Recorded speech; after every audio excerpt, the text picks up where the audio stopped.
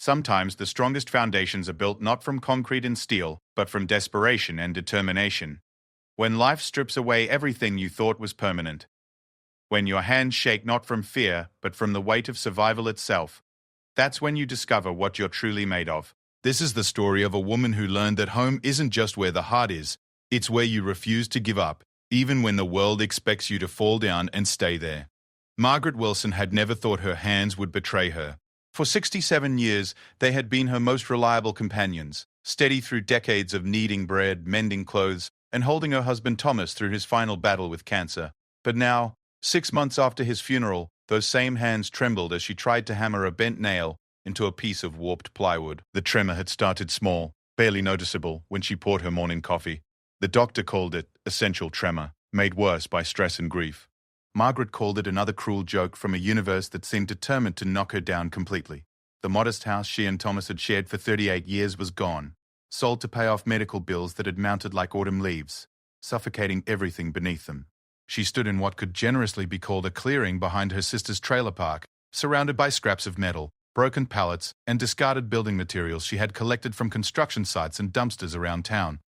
The property owner, a distant cousin of Thomas, had grudgingly allowed her to camp there temporarily, emphasizing the word temporary with the kind of tone that suggested his patience was already wearing thin.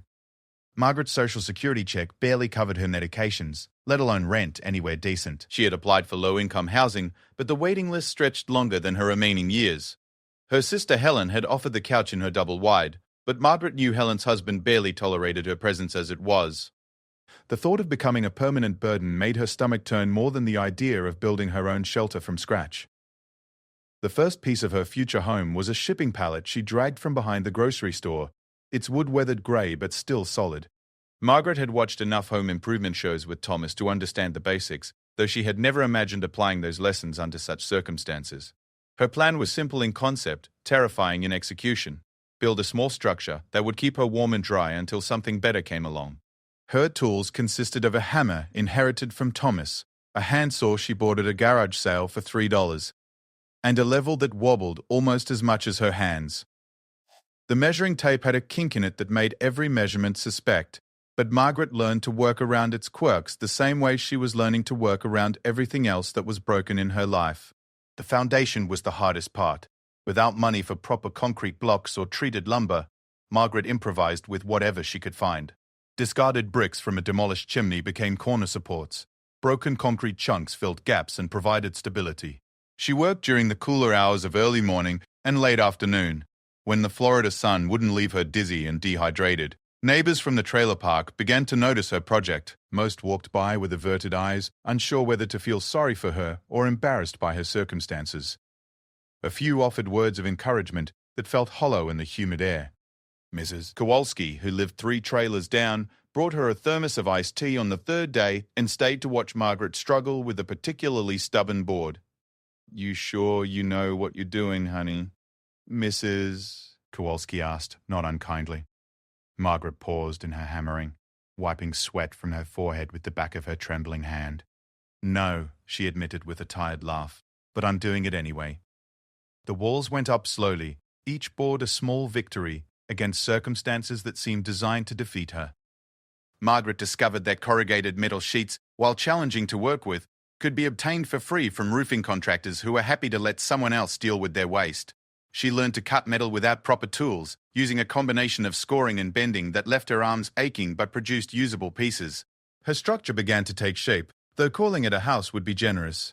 It resembled more of a shed, with ambitions, 10 feet by 12 feet of determined architecture that leaned slightly to the left but stood nonetheless. The roof was a patchwork of metal sheets, plastic tarps, and hope, designed to shed water rather than win any beauty contests. The electrical situation was solved through an extension cord. Helen grudgingly allowed her to run from the trailer park's utility building, though the arrangement came with pointed comments about electrical bills and family charity. Margaret rationed her power usage like a wartime survivor, using battery-powered lanterns when possible, and limiting her electrical needs to charging her phone and running a small fan during the hottest nights. Plumbing was non-existent. Margaret made do with water jugs filled at Helen's trailer and a portable camping toilet she bought used for $25. She rigged a simple outdoor washing station using a gravity-fed container and a basin, though she quickly learned to time her washing around the trailer park's unofficial schedule to avoid curious stares. The hardest moments came at night, when the weight of her circumstances pressed down like the humid air. Margaret would lie on her second-hand mattress, listening to the metal roof tick as it cooled, wondering how her life had narrowed to this small space built from other people's discards. She missed Thomas with an ache that seemed to have settled permanently in her chest, missed the security of their little house, missed the simple dignity of having a proper address. But she had also discovered something unexpected in those quiet moments. Each board she had nailed in place, each problem she had solved with ingenuity rather than money, had built more than just walls. She was constructing something that belonged entirely to her, created by her own hands despite their trembling, shaped by her will rather than her circumstances. The locals began calling it Margaret's shack, though never to her face. She could see them driving by slowly sometimes, pointing and probably discussing her situation in the way small communities dissect anything unusual. Margaret learned to ignore the stares, focusing instead on the steady progress of her project. Insulation came in the form of cardboard boxes flattened and stapled to the interior walls, then covered with plastic sheeting to prevent moisture damage. It wasn't pretty, but it was effective enough to make the space bearable during Florida's brief winter months. Margaret hung her clothes on hooks screwed directly into the wall studs, their placement determined by what materials she had available rather than any design plan. The door was perhaps her greatest triumph. Built from salvaged plywood and hung on hinges purchased with money earned by cleaning houses for neighbors. It fit imperfectly, requiring a firm shoulder to close properly, but it locked and kept the world out when she needed privacy. Margaret painted it bright blue, with paint left over from someone's home improvement project, a splash of color that announced her presence rather than apologizing for it. Food preparation happened on a propane burner connected to a small tank, the whole setup positioned on a folding table that doubled as her dining room and desk. Margaret cooked simple meals, often variations on rice and beans, stretched with whatever vegetables she could afford, or forage from the neglected areas around the trailer park. She discovered wild onions growing along the fence line and learned to identify edible weeds that could supplement her limited grocery budget. The transformation from desperate project to actual dwelling happened gradually, almost without Margaret noticing. The structure that had started as mere shelter evolved into something approaching a home as she added personal touches wherever possible. A mirror salvaged from a garage sale hung on the wall next to a small shelf holding her few remaining photographs. A piece of carpet remnant covered most of the plywood floor, making the space warmer and quieter. Margaret established routines that gave shape to her days. Morning coffee prepared on the propane burner while listening to news on her battery radio. Afternoons spent reading library books in the shade of a tarp stretched between two posts she had driven into the ground. Evenings reviewing her finances and planning the next improvement to her small domain. The shack weathered its first major storm 3 weeks after completion, creaking and swaying in winds that sent everyone else in the trailer park to their interior hallways. Margaret lay awake all night, listening to her improvised home argue with the weather, certain she would wake to find her walls scattered across the property. But morning revealed only minor damage, a corner of roofing that needed resecuring, and a window covering that had torn loose. The experience taught her something important about both her structure and herself. They were both stronger than they looked, both capable of bending without breaking. Margaret spent that morning making repairs and improvements, adding extra bracing where the storm had revealed weaknesses. She was learning to read her home's needs the way she had once learned to read Thomas's moods or the signs of his declining health.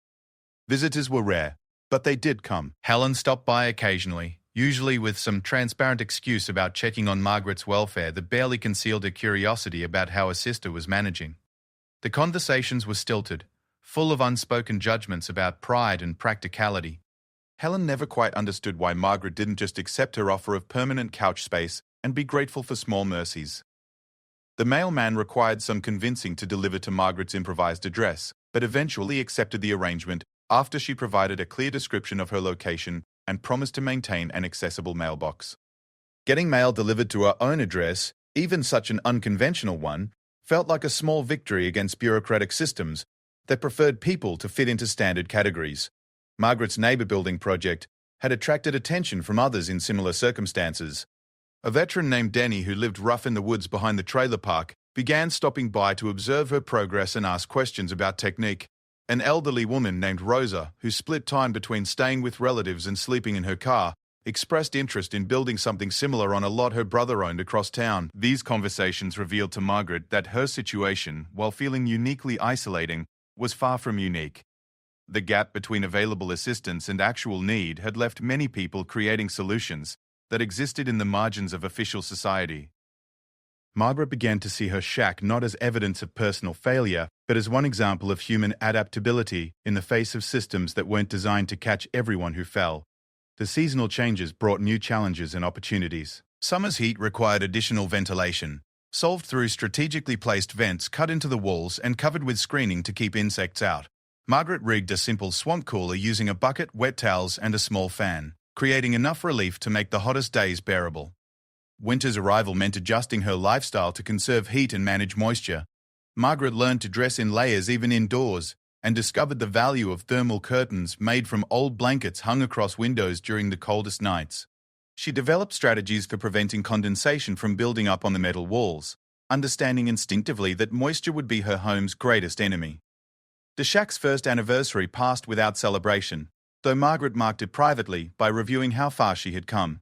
The structure had evolved from desperate shelter to functional home, its walls bearing the scars and improvements of 12 months' worth of problem-solving.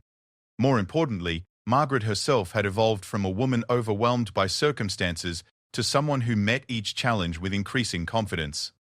But even as she took pride in her adaptation and resilience, Margaret knew her situation remained precarious. The property owner's patience wouldn't last forever. Her health issues were worsening without proper medical care, and the physical demands of maintaining her improvised lifestyle were taking their toll on her aging body. Still, as she sat outside her small home on warm evenings, watching the sun set over a landscape that had become familiar, if not beautiful, Margaret felt something she had not expected to feel again after Thomas's death. She felt capable. She felt like someone who could handle whatever came next, even if she couldn't predict what that might be. The shack creaked gently in the evening breeze, its walls holding steady against time and weather. Margaret had built more than shelter. She had constructed proof of her own stubborn determination to exist on her own terms. Whether that would be enough remained to be seen, but for now, it was enough to get her through each day and into the next. The second summer in her hand-built home brought challenges Margaret hadn't anticipated during her first year of survival. The metal roof that had seemed adequate during the learning phase of construction now revealed its limitations under the relentless Florida heat. Temperatures inside the shack could reach 10 degrees higher than outside, turning her small space into an oven that made even basic activities exhausting. Margaret had learned to wake before dawn, completing any physical tasks while the air remained relatively cool. By mid-morning, the rising heat drove her to seek shade outside her home, under the tarp shelter she had expanded and improved over the months.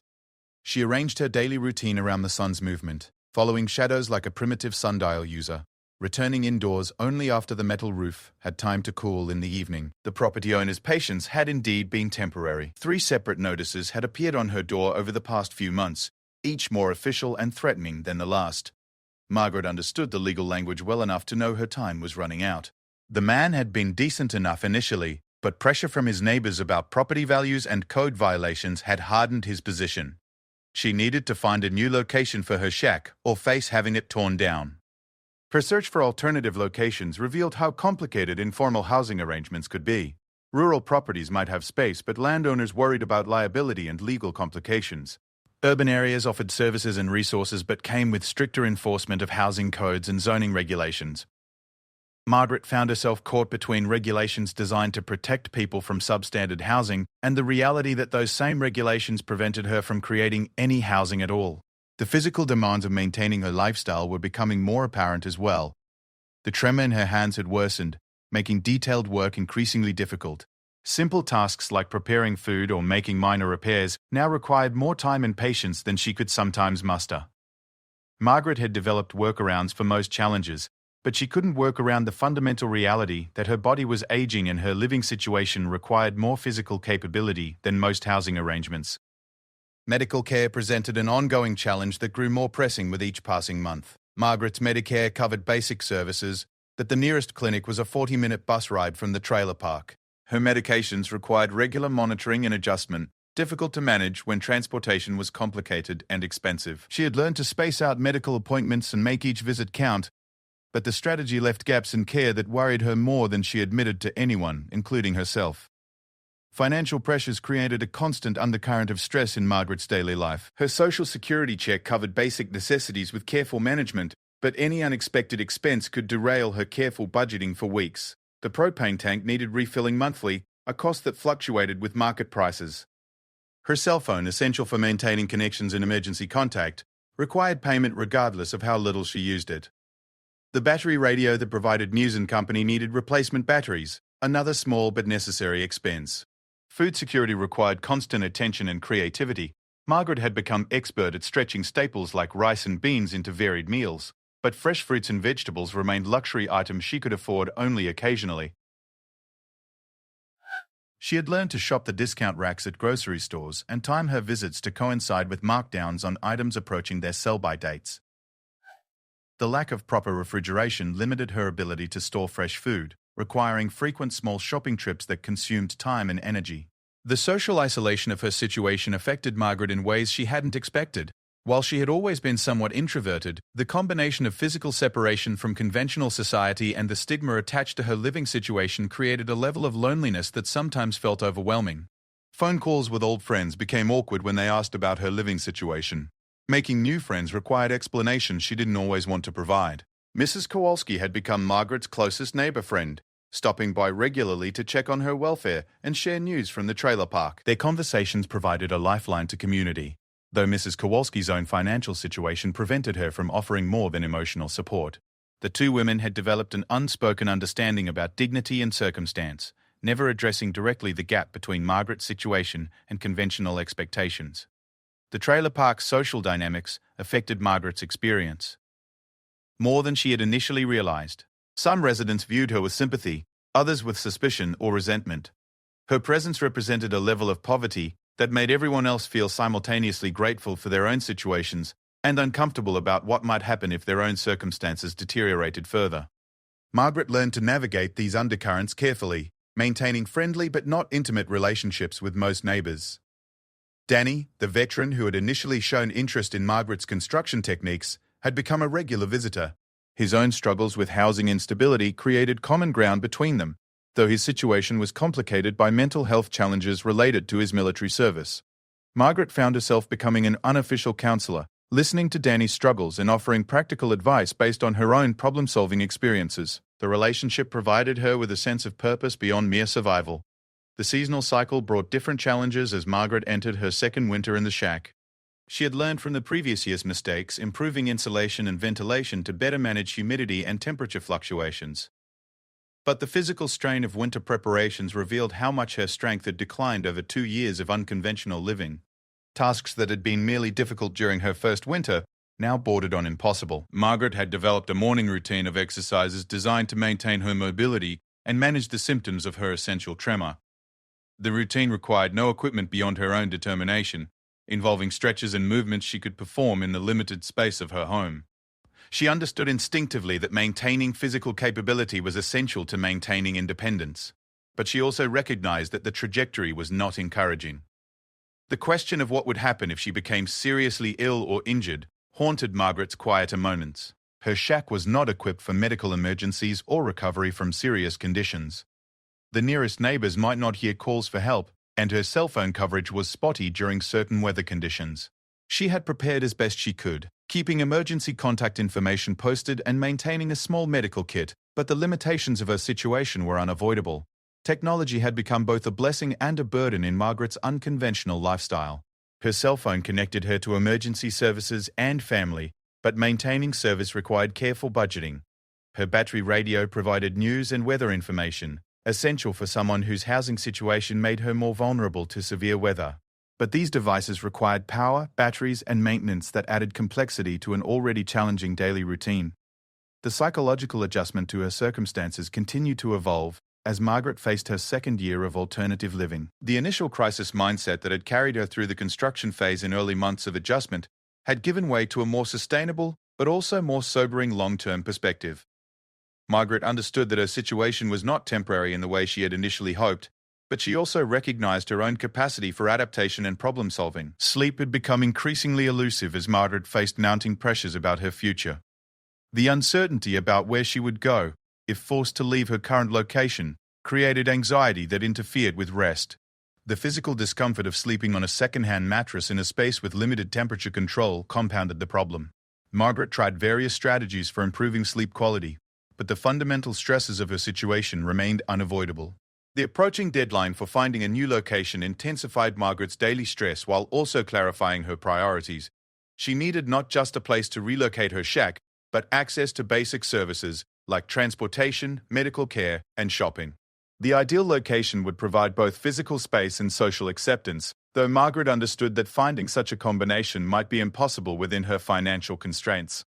Margaret's relationship with her sister Helen remained complicated by unspoken tensions about family responsibility and personal choice. Helen continued to maintain that Margaret could solve her housing problem by accepting permanent residence on a trailer couch, an offer that came with implicit expectations about gratitude and dependency that Margaret found difficult to accept.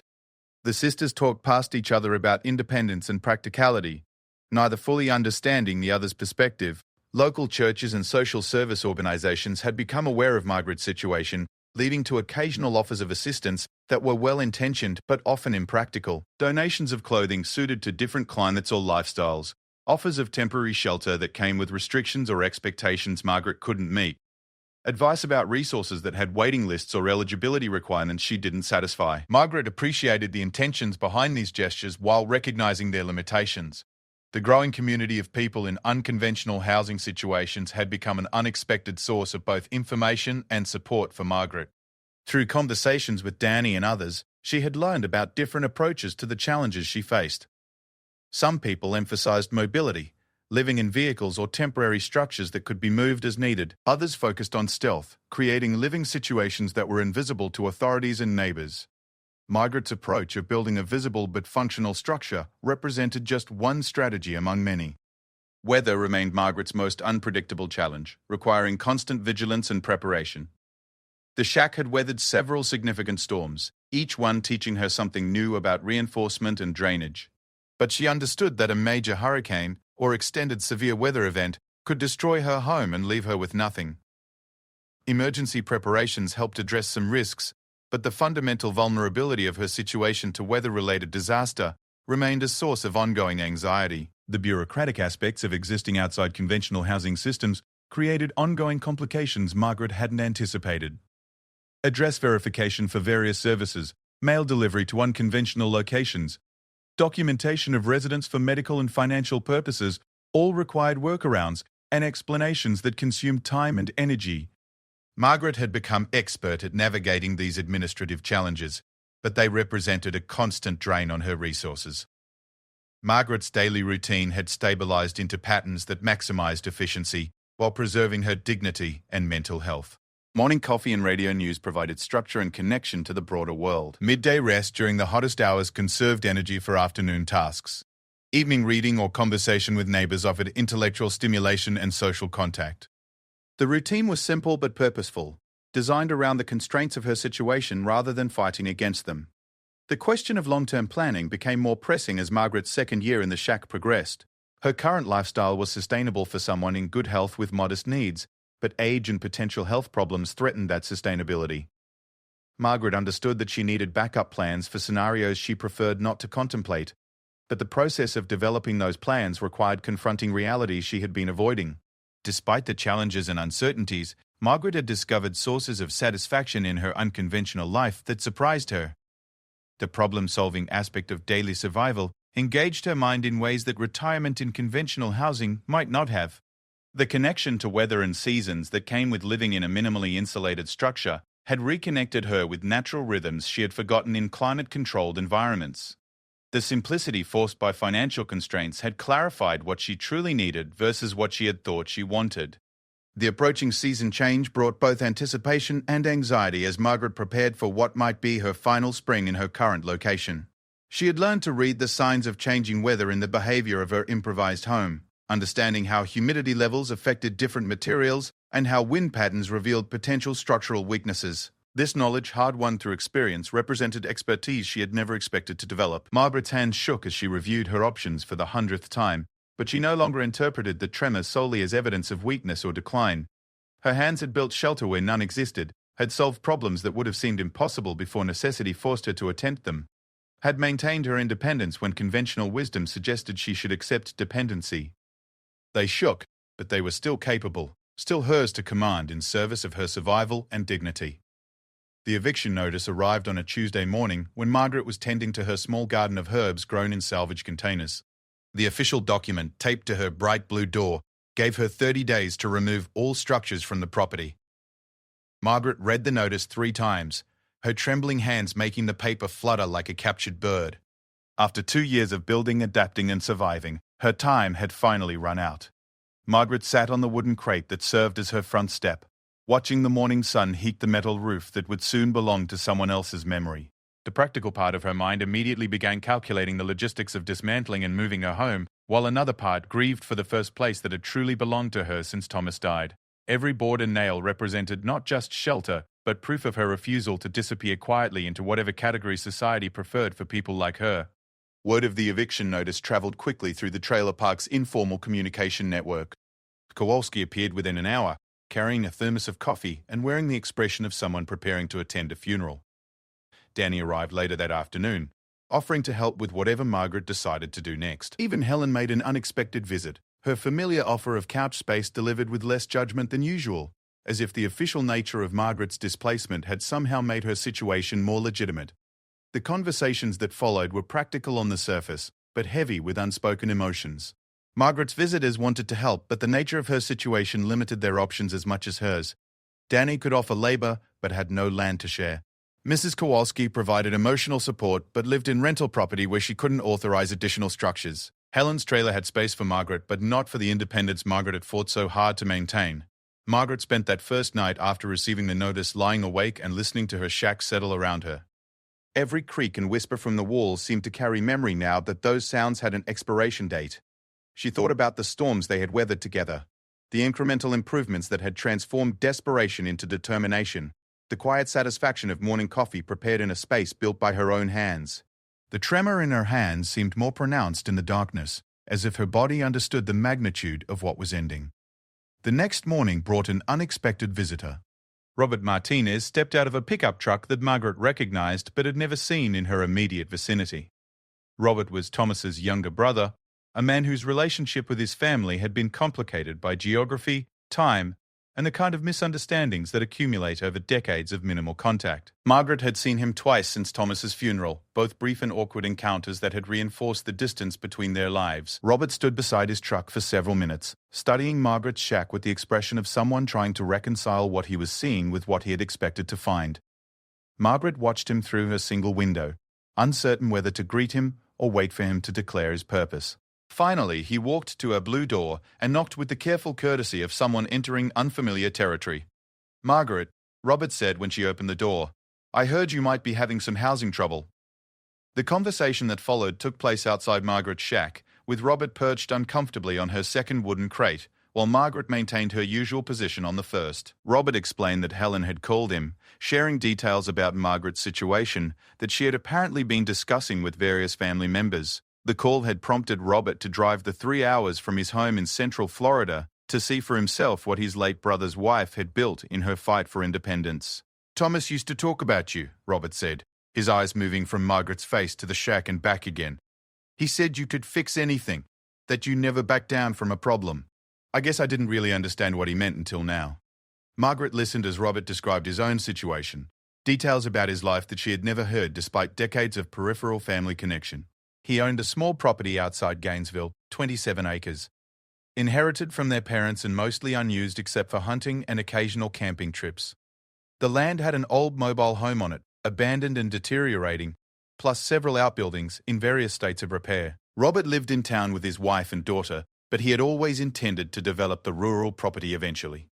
"I've been thinking about what to do with that land for years," Robert continued. "Seems like maybe you and I could help each other out."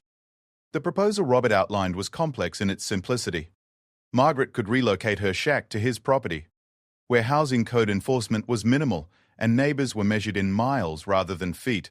In exchange, she would serve as a caretaker of sorts, keeping an eye on the property and maintaining the access road and fence lines. The arrangement would provide Margaret with security of tenure while giving Robert peace of mind about his investment. Margaret's initial response was cautious. Her experience had taught her to examine offers of help carefully, understanding that even well-intentioned assistance could come with expectations or complications that weren't immediately apparent. She asked practical questions about utility access, road conditions, proximity to medical care and shopping, and the legal arrangements that would protect both parties. Robert's answers suggested he had thought through many of the practical details, though some aspects would require further negotiation. The timeline for making a decision was compressed by the 30-day eviction notice, but Robert offered to extend his visit to help Margaret evaluate her options.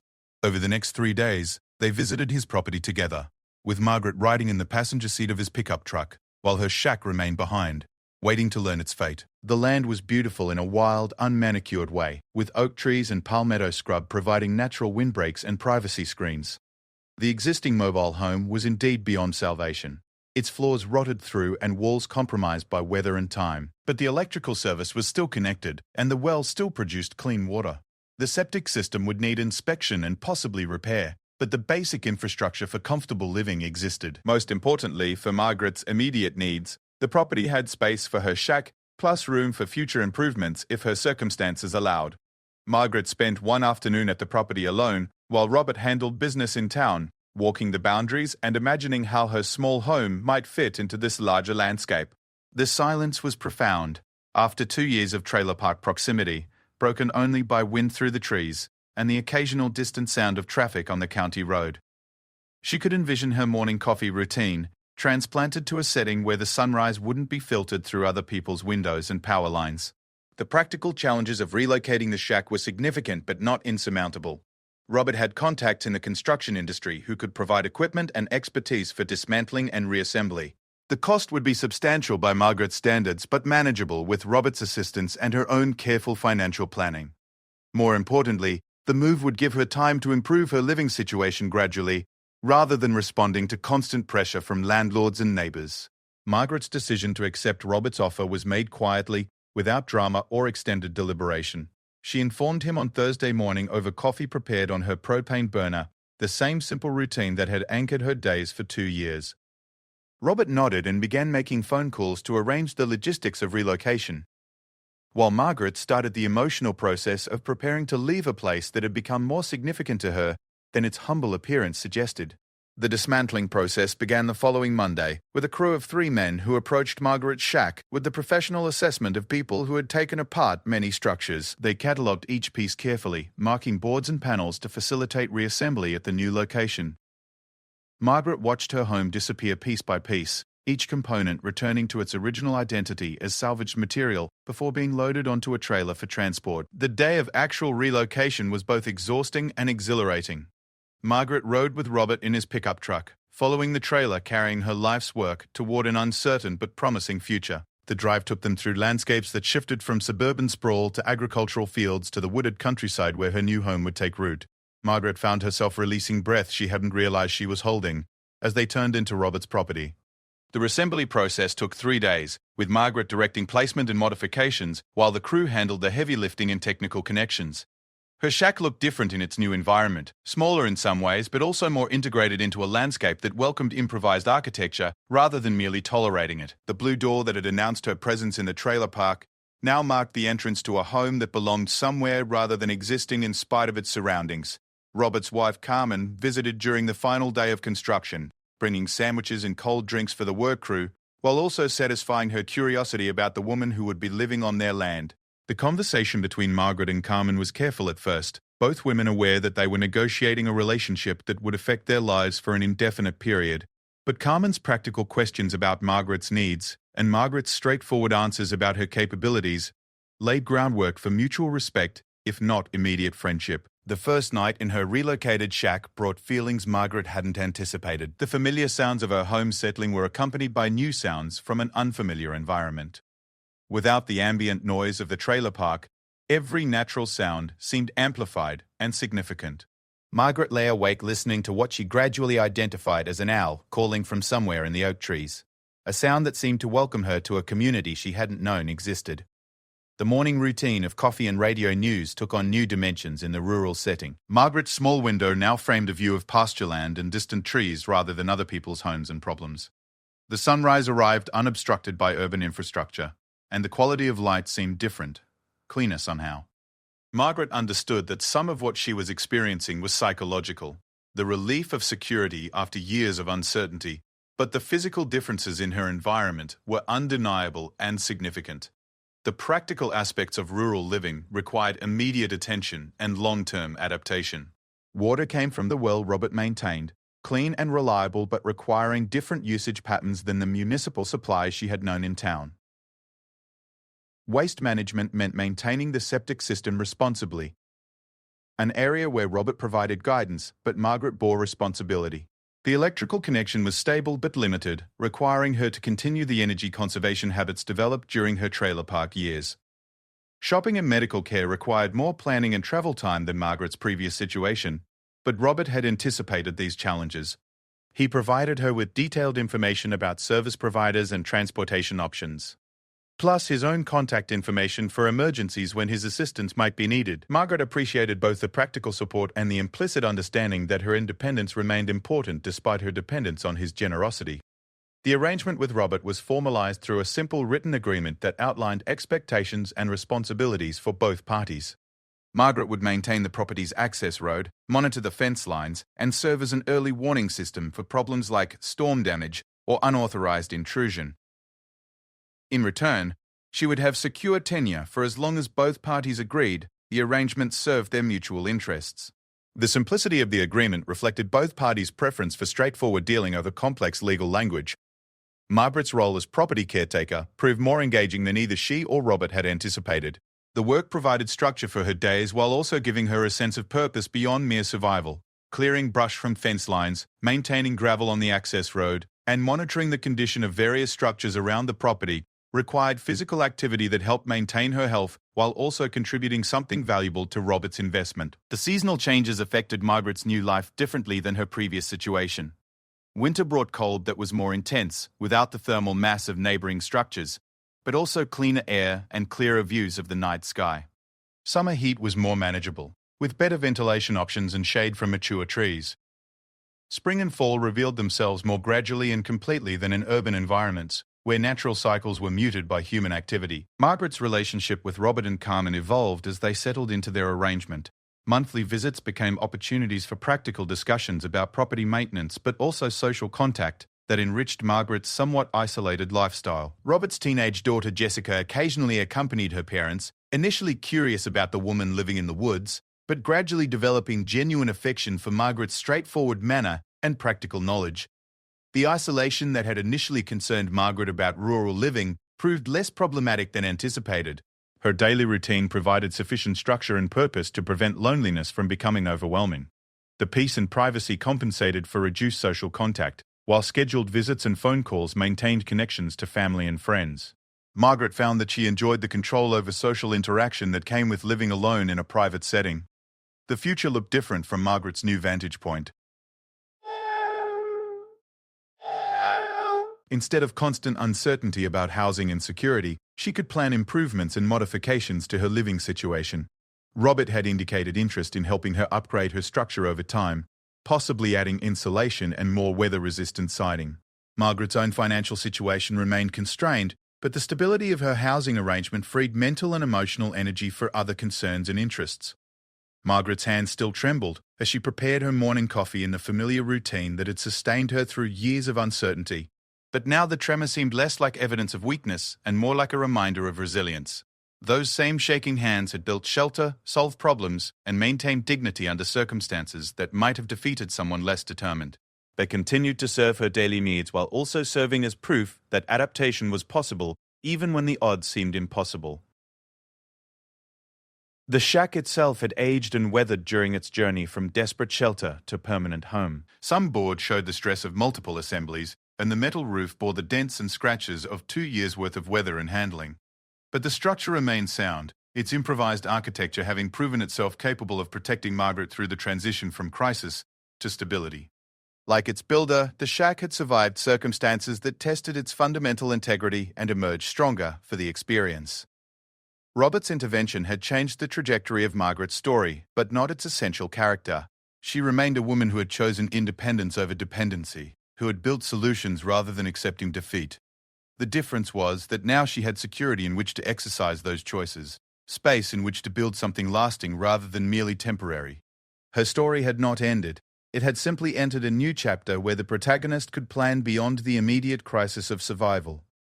The bright blue door that had marked Margaret's presence in the trailer park now opened onto possibilities that extended beyond the next 30 days or the next storm season. Margaret had constructed more than a shack from scrap materials. She had built proof that determination and ingenuity could overcome circumstances that seemed designed to defeat people like her.